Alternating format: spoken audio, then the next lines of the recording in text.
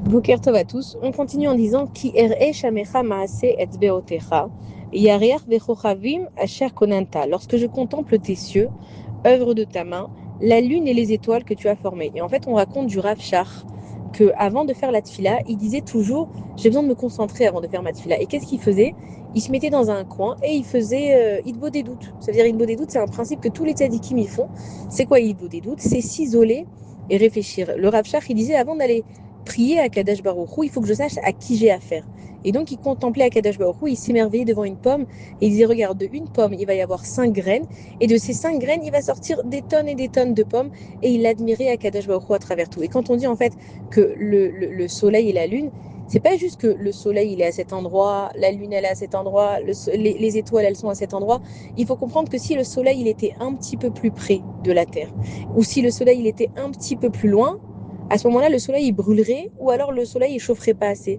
Ça veut dire qu'il est exactement où il doit être, comme toutes les choses de notre vie. Si moi je suis exactement à cet emplacement, c'est parce que Akadosh Baruch Hu, il a décidé qu'à cet emplacement exactement j'ai quelque chose à faire. Et donc quand tu veux savoir à qui tu as affaire dans le monde qui est le Boré Olam, avant déjà de demander quelque chose à Akadosh Baruch Hu, de t'adresser à Akadosh Baruch Hu, admire autour de toi. Le monde il est beau, on n'a pas le temps de le regarder, on vit dans des villes en plus où il n'y a pas de nature. Arrête-toi, regarde même ce que tu es en train de manger, l'eau qui a été faite, la pomme, une salade, peu importe ce que tu as autour de toi.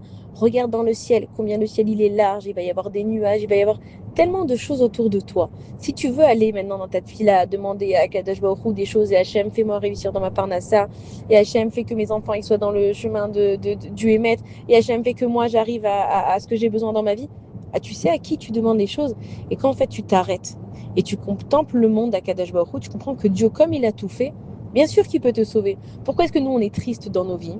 Parce qu'on croit qu'il n'y a pas de solution. Pourquoi est-ce qu'on est triste dans nos vies? Parce qu'on est en Yehush, on est en désespoir de la vie. Rabbi Nachman, il dit En Yehush Baolam, il n'y a pas de désespoir. Tu peux être triste, ça veut dire avoir un cœur brisé, mais la tristesse, c'est une fatalité que tu te dis qu'il n'y a personne qui doit t'aider.